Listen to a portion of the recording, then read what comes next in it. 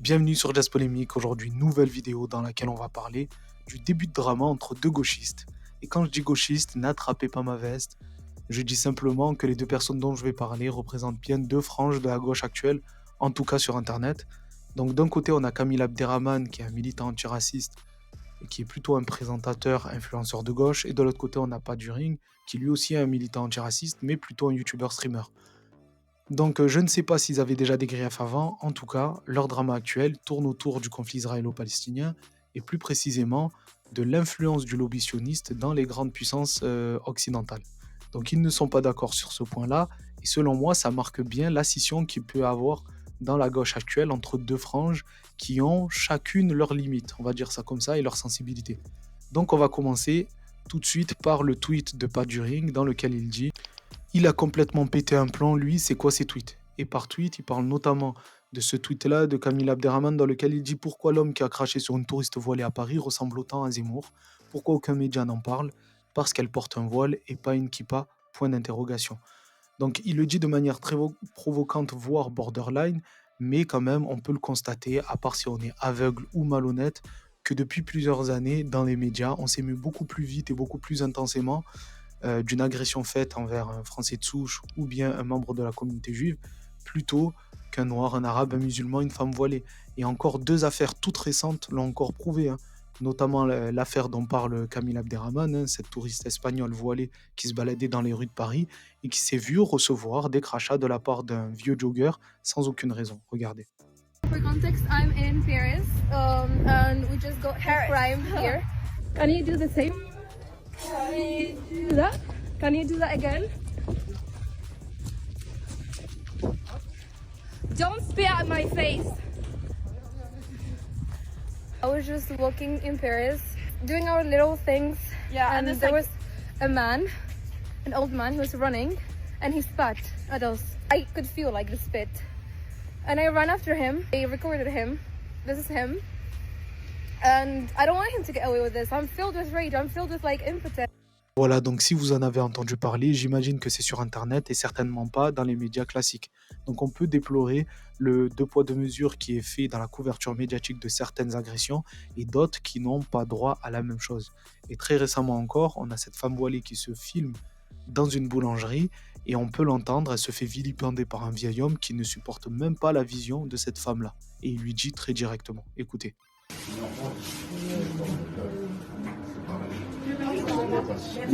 Vous avez dit? Je n'arrive pas à supporter ça. Je n'arrive pas. Ah non, ça fonctionne plus en 2024 sur des choses. Ça fonctionne plus, j'ai plus de tolérance aux propos pareils, d'accord? J'ai aucune tolérance avec des propos pareils. Ah non, vous allez pas faire ça. Il est 7h du matin, on est à la boulangerie, le matin, on est où là? Vous êtes dans quel pays? On est où? Je suis dans mon pays, je suis né ici, j'ai étudié comme vous. On est où? On est où, monsieur? Madame, je subis une agression dans votre boulangerie, c'est n'importe quoi. Une agression? Ah oui, une agression. Oui, une agression. Oui, une agression. Supporte pas ça. On est où? Ah, stop. Vous savez ce qu'on va faire? Je supporte Non, pas. non, mais là, parce que, non, mais c'est inadmissible. Vous savez pas? C'est pas moi qui passe pour la borderline, là, dans l'histoire. On est bien d'accord. Non, mais attends, c'est le matin, 7h. Voilà, donc je ne comprends pas pourquoi Paduring trouve ce tweet problématique. Alors sur la forme, il y aurait des choses à redire, mais sur le fond, c'est factuel. Et le deuxième tweet qu'il a épinglé, c'est celui-ci, où Kamil Abderrahman dit « Parce que la France est une colonie israélienne ». Donc on va y revenir après. Mais ce qui est intéressant dans un premier temps, c'est de voir que ce tweet de Paduring a attiré pas mal de droitards, dont Greg Tabibian de « Je suis pas content », qui répond « C'est drôle, quand j'expliquais qu'une grande partie des figures de l'indigénisme français sont d'anciens Souraliens, les gauchistes me riaient au nez. Commencerais-tu à te réveiller, camarade, des bises ?» Donc en bref, et pour traduire, quand il parle d'indigénisme français, c'est une autre manière pour les droitards de désigner les Noirs, les Arabes et les musulmans. Donc il est en train de lui dire, nous droitards, vous avons prévenu à vous, Bobo, que les Noirs, Arabes, musulmans qui se sont infiltrés dans votre délire antiraciste sont en réalité des antisémites. Et Paduring qui fait semblant de ne pas comprendre et répondre, parce que c'est un indigéniste ce mec, point d'interrogation. Ceux qui te rient au nez, point d'interrogation. Il y a des anciens Souraliens dans tous les champs politiques, c'est un fait et c'est pas vraiment un problème. Le problème c'est de le rester. Donc il insinue que Kamil Abderrahman serait un ancien Souralien qui serait resté sur la même ligne. Voilà, et donc ce tweet, il a attiré pas mal de droitards qui ont senti l'odeur du sang, dont le Braque qui a tweeté « Pas du string se rend compte que les muses engagées ne sont pas juste antisionistes, mais également et surtout antisémites ». Donc ça rejoint les propos de Greg Tabibian. Et le tournant dans ce mini-drama, c'est la réponse de Pas du ring qui va faire un lien direct entre Alain Soral et Camille Abderrahmane. Écoutez. La France est aujourd'hui la putain d'Israël. Nous sommes une colonie israélienne. Voilà, et surtout, le texte qui accompagne tout ça, selon moi, il a été écrit dans la panique parce qu'il nous dit, sincèrement, tout le monde sait ici que je suis anti-sioniste, mais c'est pas parce que les sionistes contrôleraient l'Occident, c'est parce qu'Israël est un poste avancé de l'impérialisme occidental au Moyen-Orient. Penser l'inverse est une rhétorique antisémite classique. Donc il nous explique que penser que le lobby sioniste aurait une forte influence sur la politique des grandes puissances occidentales est antisémite. Selon lui, c'est plutôt les grandes puissances occidentales qui donneraient des ordres à Israël et Israël serait un simple exécutant. Bon, bien évidemment, c'est factuellement faux et on va le voir juste après, mais je pense qu'il a écrit ça dans la panique parce qu'il a bien vu que les droitards étaient d'accord avec lui et il a eu peur qu'une certaine frange de la gauche actuelle ne le soupçonne de se droitardiser à cause de ça. Donc écoutez, on va aller voir si Israël est vraiment le subordonné des grandes puissances occidentales, à commencer par les États-Unis et Bassem Youssef. Je pense que vous le connaissez tous, c'est un présentateur humoriste qui a été connu récemment par rapport à l'interview qu'il a accordée à un média américain et dans lequel il est face à un intervieweur qui est sioniste et il va le tourner en ridicule. Donc là, il nous parle du lobby sioniste aux États-Unis. Écoutez. I'm kind of like so confused as an American citizen why every American presidential candidate have to go and kiss the hand and bend the knees to AIPAC.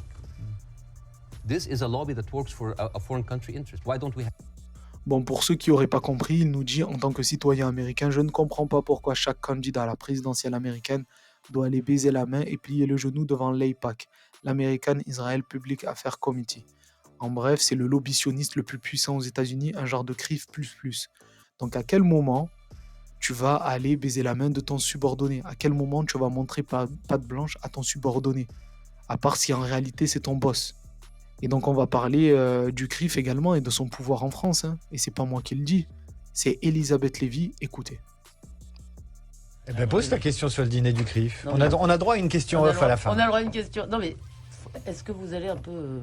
Parce que si vous voulez, les gens ont été vachement choqués à l'ère Kuckerman de voir tous les ministres de la République défilés au dîner du CRIF pour se faire engueuler platement. Moi, je me rappelle de Kuckerman disant, alors, tel jour, vous allez faire ça, vous allez convoquer l'ambassadeur d'Iran et lui dire si... Non, si. Donc, est-ce que vous allez un peu changer le... Vous exagérez un tout petit peu. Vous allez les engueuler, Vous exagérez un tout petit peu, non? Je sais, vous le connaissez. Je sais un petit peu les discours qu'il a dit. Non. Moi, je l'ai entendu. Je l'ai entendu dire... Monsieur le Premier ministre... Ça n'a pas été un peu excessif à un moment donné, cette façon on l'a vu faire. engueuler, vraiment. On l'a vu engueuler les ministres. Et les ministres acceptaient de se faire Elisabeth. engueuler. Donc on a le président du CRIF qui est censé être un subordonné et qui va engueuler des ministres. C'est un concept quand même. Hein. Mais penser le contraire, c'est être antisémite selon Pas du ring. Hein. Penser que le président du CRIF est en réalité un des boss, c'est être antisémite. Alors c'est peut-être un hasard, mais lors d'un des dîners du CRIF, on a le président de la République qui a promis d'étendre la loi visant à punir l'antisémitisme, l'étendre à l'antisionisme, c'est-à-dire la critique de l'État israélien. C'est peut-être juste un hasard, c'est pas le lobby sioniste qui a une influence sur la politique des pays occidentaux, non. Écoutez. Le président de la République disait « Nous devons nommer le mal, l'antisémitisme se cache de plus en plus sous le masque de l'antisionisme. Rien n'est plus insupportable pour les victimes que l'absence de sanctions. Nous devons lutter contre ceux qui se cachent derrière le rejet d'Israël, la négation même de l'existence d'Israël et la haine des Juifs la plus primaire. » Cet amendement vise donc à se mettre en conformité avec cet engagement qui a été pris par le président de la République lors du dîner du CRIF. Voilà, donc c'est une loi qui vise uniquement à servir les intérêts du lobby sioniste. Mais chut, il ne faut pas dire que ce lobby a de l'influence dans la politique des pays occidentaux. Ensuite, on a Meir Habib qui n'en rate pas une et qui dit très régulièrement qu'Israël fera exactement ce qu'elle veut et que le monde entier n'a pas à donner de leçons à Israël. C'est quand même un député de la République française qui est censé défendre les intérêts français et qui défend tout le temps les intérêts d'Israël et devant qui, que ce soit dans les médias ou dans la classe politique, tout le monde se met à plat ventre. Mais c'est censé être un subordonné, selon Pas du ring. Écoutez. L'Iran n'aura jamais l'arme nucléaire. J'ai eu des dizaines, des centaines d'heures ces dernières années de discussions directes avec le Premier ministre israélien. Et j'ai la conviction que tant qu'il sera là, l'Iran n'aura pas le nucléaire parce que c'est un danger vital, existentiel pour l'État juif. Il l'a dit. Ce qui est important, c'est que le peuple juif s'unisse, se réunisse, enlève ses divergences, surtout la veille de Pessah, la fête de la libération. Et le monde n'a aucune leçon de donner à Israël. Christopher Baron. Ensuite, on a Julien Baloul, qui se présentait à la base comme un simple civil, mais il a été démasqué. Écoutez, il déclarait à propos par exemple de Mathilde Panot, il disait « Moi je suis fier de leur répondre, ça amène plus de force si c'est quelqu'un comme moi, simple civil qui le fait, que si c'est l'armée. » Julien Baloul n'est pourtant pas un simple civil, avec ses 90 000 abonnés sur le réseau X, cet ancien porte-parole de l'armée israélienne assume des positions clairement patriotiques. J'essaye d'être la voix francophone d'Israël que j'aurais aimé entendre dans le passé. Donc c'est pas n'importe qui va par exemple se réjouir que Christian Estrosi, le maire de Nice, brandisse sur la façade de la mairie de Nice des drapeaux israéliens. Regardez.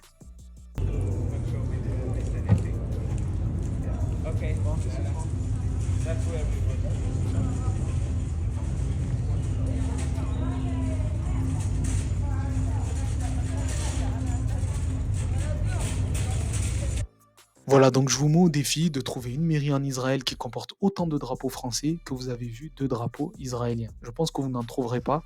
Donc qui est le subordonné, Israël ou la France? Donc je viens de vous montrer que le lobby sioniste a énormément d'influence dans la politique des pays occidentaux, et sûrement pas le contraire. Donc quand Paduring nous dit que penser ça, c'est être antisémite, il utilise exactement les mêmes procédés qu'utilise CNews avec Rima Hassan, alors que lui-même est un soutien de Rima Hassan. C'est quand même problématique, écoutez. Merci d'être avec nous ce soir, mardi soir. Vous avez déclaré sur ce plateau que Rima Hassan avait la haine des Juifs chevillée au corps. Rima Hassan a publié aujourd'hui un tweet. Elle dit « Bonjour Yohann Uzaï. Suite à vos déclarations que vous avez tenues sur CNews, Rima Hassan a la haine des Juifs chevillée au corps depuis sa naissance. Je vous annonce déposer plainte contre vous. À très bientôt. Je vous souhaite d'être prêt. » D'abord, je dois vous dire, Pascal, que je suis très surpris du dépôt de cette plainte parce que, voyez-vous, je ne prends aucun plaisir à affirmer que Rima Hassan a la haine des Juifs chevillée au corps. Si je me suis permis de le dire, c'est parce que, hélas, je pense bien pouvoir en apporter la preuve. Je pense bien en avoir la preuve. Mes propos, ils sont étayés. C'est d'ailleurs mon rôle de journaliste, de parler en connaissance de cause et de s'appuyer sur des faits. Alors, sur quels faits précisément est-ce que je me suis basé pour affirmer que Rima Hassan avait la haine des Juifs chevillée au corps ? Il y a de multiples exemples. J'en ai pris quelques-uns. Quand on lui pose au mois de novembre dernier la question « L'action du Hamas est-elle légitime ?» Elle répond oui. Oui, c'est vrai, l'action du Hamas est légitime. Elle légitime donc le pogrom du 7 octobre dernier. Voilà, donc le procédé, il est assez simple et j'en ai fait une vidéo d'ailleurs pour diaboliser Rima Hassan. On a pris une interview qui apparemment, le montage est bidonné, en tout cas c'est ce que dit Rima Hassan. Et on va broder tout un narratif autour de ça en disant qu'elle fait une apologie du terreau, que c'est un soutien caché au Hamas, etc. etc. Et je trouve que Paduring est en train de faire exactement la même chose. C'est-à-dire qu'il dresse un constat qui est factuellement faux, et il dit si vous pensez contre ce constat-là, vous êtes un antisémite. Alors que c'est ce que fait exactement CNews depuis le 7 octobre sur son plateau. C'est-à-dire si vous n'êtes pas très sioniste dans vos propos, vous êtes d'office qualifié d'antisémite. Bref. Et devinez qui est l'avocat de ce charmant Yohann? C'est l'avocat de tous les identitaires depuis plusieurs années, le très sioniste Gilles William Goldnadel. Tirez-en les conclusions que vous voudrez. J'ai l'honneur, parce que c'est un honneur de défendre Yohann Uzaï dans cette affaire. Moi, je ne suis pas du tout étonné que les insoumis portent plainte. Ils portent plainte très facilement. Ils insultent tout le monde. C'est dans l'ADN de l'extrême gauche. Ils insultent tout le monde, mais ils ne supportent pas de recevoir le moindre postillon. Voilà, comme ça la boucle est bouclée. J'aimerais ajouter concernant cette scission dans cette gauche internet que d'un côté, on a une gauche qui n'est pas prête à utiliser des symboles ou bien des arguments que l'extrême droite se serait accaparé, comme le drapeau français ou le fait de dire que le lobby sioniste a de l'influence sur la politique française. Et de l'autre côté, on a une gauche qui, elle, est prête à utiliser tous ces symboles, à se réapproprier par exemple le drapeau français, etc., etc. Et donc ça montre un peu les limites et les avantages de chacun. Et dans une autre vidéo, je développerai plus sur les raisons du pourquoi, du comment. pourquoi une certaine frange de la gauche n'est pas prête à utiliser ces symboles-là alors que l'autre, oui. Voilà, je pense que c'est une vidéo qui ne va pas plaire, mais s'il y a un sujet d'actualité sur lequel je peux m'appuyer pour développer dans ce sens-là, ben je le ferai. Voilà, dites-moi vous ce que vous en pensez en commentaire, n'hésitez pas à vous abonner, à mettre un pouce bleu, à partager la vidéo. Et puis moi, je vous donne rendez-vous à la prochaine vidéo. Dans tous les cas, on est ensemble. Prenez soin de vous. Ciao!